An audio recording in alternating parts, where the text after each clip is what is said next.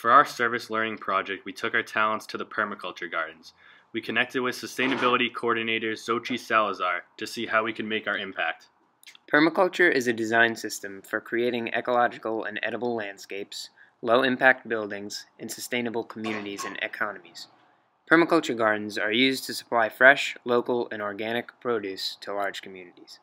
We interviewed Xochitl, permaculture expert at UMass, to understand the importance of permaculture gardens. When did the permaculture gardens start and how have they grown since? So the UMass Permaculture Gardens started as an idea. In 2009, there were a group of students in a class called Sustainable Agriculture that were asked for a semester-long project to come up with an idea that would change the world. So these students developed the idea to transform Franklin Lawn into an edible ecological garden that would grow food for the dining commons. In permaculture, composting is very important. It's a great way to utilize what is inedible, as well as reduce the amount of fertilizer needed to grow the next share of crops. Hey Jess, so what are you doing with that kale? I'm bringing the kale to the compost area. Nice. And why do we do this? Because we just took it out and now we can compost what we don't need anymore. All right. Sounds like a very green plan. Here, I got that for you.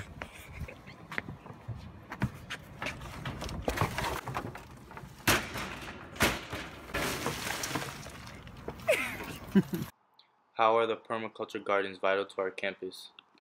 Not only are the permaculture gardens providing hyper-local organic food for the dining commons, but they're also providing a unique platform for students, faculty, and staff to make really meaningful connections with their food. So our hope is that if somebody helps us plant a tomato, the next time they find a tomato on their plate, they know that it didn't just appear out of thin air, that it had to come from somewhere and that that somewhere matters.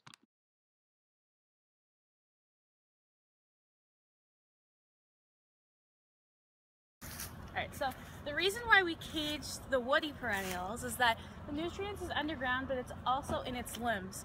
So caging it will protect from the animals getting into the roots. While the woody perennials, we can snip right down to the base because their nutrients is underground in its roots and it'll stay nutrient and regrow the next season. Why is it still important to maintain the gardens during the winter season? In permaculture, aesthetics can be a function, and we want this every time of year to be like a beautiful community space that people can enjoy. And if there's tons of dead stuff that's kind of making it not look so beautiful, that's not the nicest. But it's also an opportunity to make space for new growth for next season. One of our last tasks in the permaculture gardens was to lay the hay. Although it seems like a small task, laying the hay is actually very important in permaculture, as it helps to keep grass moist and warm so that it may be able to grow or germinate during the spring. How can other people at UMass keep up with sustainable living?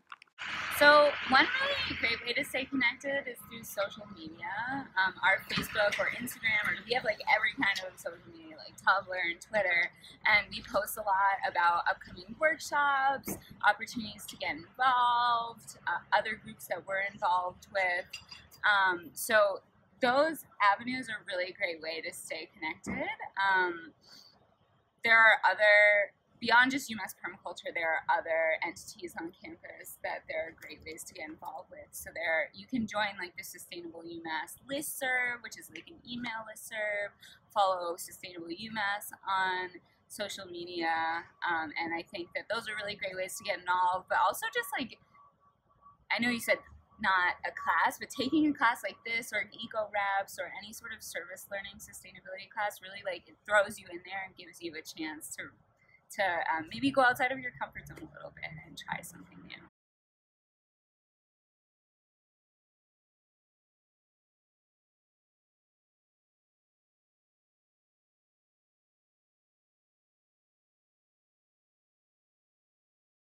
Our job in the permaculture gardens included trimming back perennials, caging woody shrubs, placing hay over open uncovered plant beds, and deseeding annuals to replant new season.